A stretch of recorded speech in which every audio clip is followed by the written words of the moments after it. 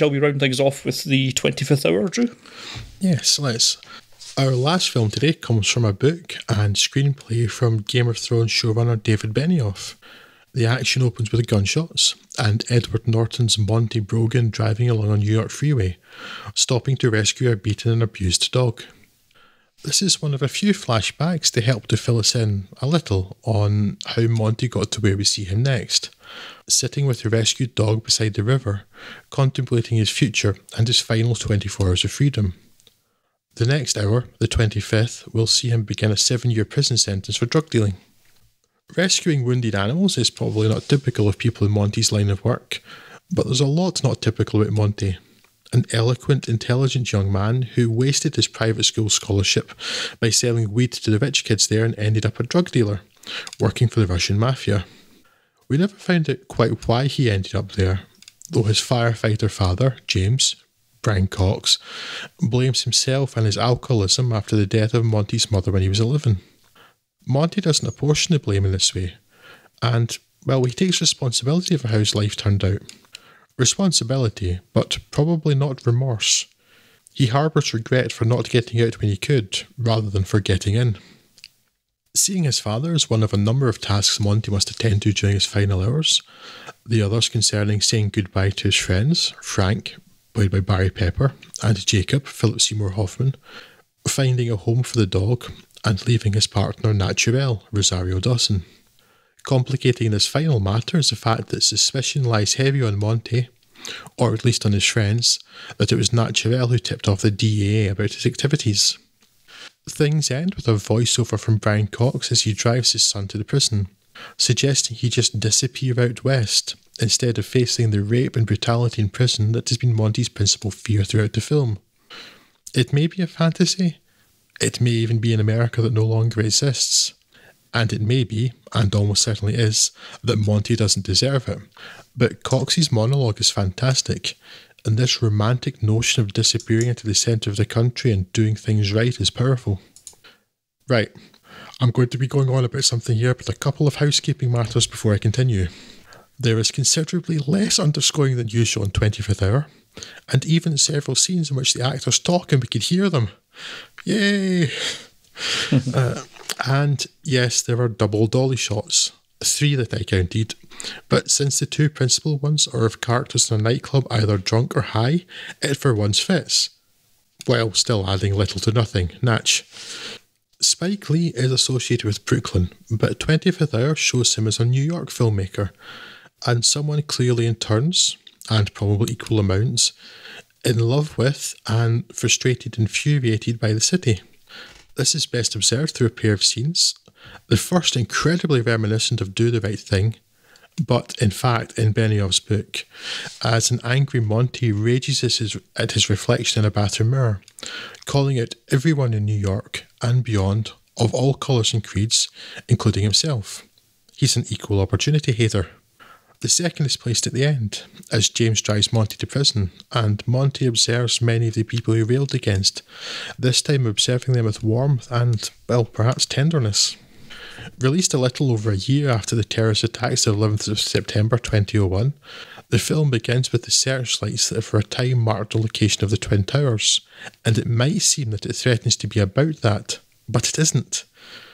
You could make some parallels between the characters and the psyche of the city post 9/11, but the truth is that the film was in production before that event, and the references, some of which are admittedly huge, i.e. the gaping scar of World Trade Center Ground Zero, are there more as mood and texture for the city.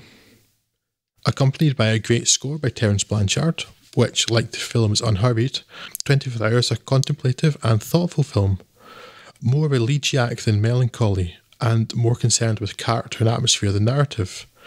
And for me at least, it continues to be a rewarding watch. Yes. Not sure what all of that there. Yeah, really good film. Very enjoyable. Lots of really nice character work from everyone involved. As you say, narrative's not its strongest suit, but the character work is so good. It's very easy to forgive that. And as a character study of Monty, it does pretty well. I think it's doing a really good job of bringing a lot of colour to the side characters as well. I mean, ultimately, you could argue that might be better spent with Monty. I mean, how much of Jacob's struggles with his attraction to his students is really relevant to it? But again, it's just all so greatly observed character work from great character actors that it'd be churlish to complain about it. Yeah, I think the Anna Paquin subplots is perhaps the only thing I think could be taken from the film without being any detriment. Yeah. So I'm not sure it adds a lot, but yeah, again, it's Philip Seymour Hoffman playing a great character, so I'll not necessarily complain about being able to see Philip Seymour Hoffman acting some more, you know.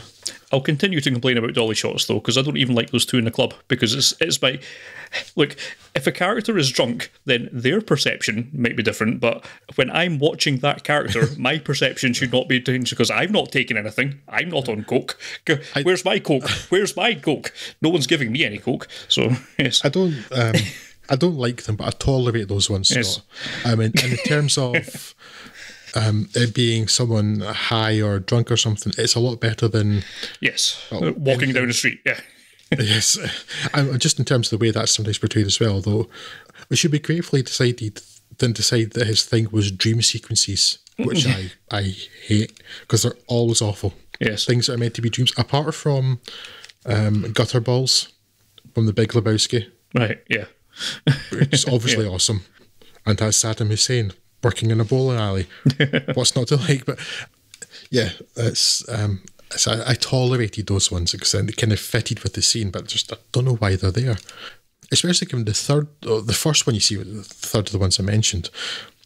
So I wasn't even sure that it was there because it was so fleeting. It was like for maybe 5 seconds, just as Edward Norton's walking into that club at the start, as he walks down the stairs, it moves like it was a double dolly shot, but I wasn't sure. It added absolutely nothing if it was one. Yes, and I think perhaps unusually in this film's company, it's a longish film that doesn't feel particularly long. This one does kind of pretty much justify its running time in a way that a lot of the other ones we've spoken about today didn't. So it's nothing to worry about in that front either. Just a lot of things I like in here. Again, sorry to sound like a broken record, but it's just terrific character work. Just an absolutely incredible ensemble cast. Brian Cox, Ed Norton, Barry Pepper, I think is someone who I wouldn't normally think of as being particularly effective. I don't know how Barry Pepper's just never really come to a conversation much, but he gets a lot of the best lines in this film. So yeah, he's also pretty good in it as well. Yeah, just not an awful lot to complain about in it. It's very good. You should watch it. Yeah. Just talking about Barry Pepper, Scott, and I don't think I've seen him in all that many things, but the couple of things that I particularly remember him in are films that I particularly like The Three Burials of Melquiades Estrada and this, where he's really strong performances and really strong films. Yeah, what this film is once again made me think of was, why don't we see more Ed Norton? I want to see more Ed Norton. Ed Norton's great. Yeah. I think I remember looking this up a bit after we spoke about it last time we saw an Ed Norton film, and it does appear to be by choice. He was taking time to, if I recall rightly, just to be with his family and then maybe looking at more stage stuff, if I recall correctly. Okay. And maybe looking more to, I think he's ultimately trying to get more into the production side of things than acting. But yes, he's always been a strong favourite for being the best actor in any film he's in. So yeah, I would be glad to see him in much more stuff than he is in. Yeah, because there was a time, it's like round about when this was made, so you had like Fight Club, American History X, this, just stunning performances and great films at the time. Then like you'd see him so little, he'd pop up in The Illusionist, or like the most recent thing I've seen him in was Birdman, and then just disappears, and then you occasionally remember he was in terrible things like The Score. Yeah, and it seems that he'll come back for any Wes Anderson film, even just to do voices. Oh, of course. And then he'll randomly show up as, for one scene, as the ultimate bad guy at the end of Alita Battle Angel for some reason. I'm actually I'm forgetting about all the Wes Anderson stuff and Alita Battle Angel. I think the more notable thing before that, I guess, was The Incredible Hulk, which was a big misstep. Yeah. Both as a film and as a choice for him, I think. But yes, I want to see more of him. I mean, you see people doing such good roles and such enjoyable films, it makes you frustrated you don't see them more. Yeah. I might have to go back and catch up with Motherless Brooklyn, which is a film he produced and directed. but we've not spoken about so far that I can recall. So maybe that's one to put on our catch-up list. That's actually on my list as well, so we'll maybe get to that soon. You know what? Maybe Ed Norton is currently going to be for actors what Spike Lee was for me for directors, and I decided I hadn't seen many of them, and I managed to forget a dozen. Yeah. But yes, what we're saying in the end is 25th Hour is really good. You should watch it. Yes.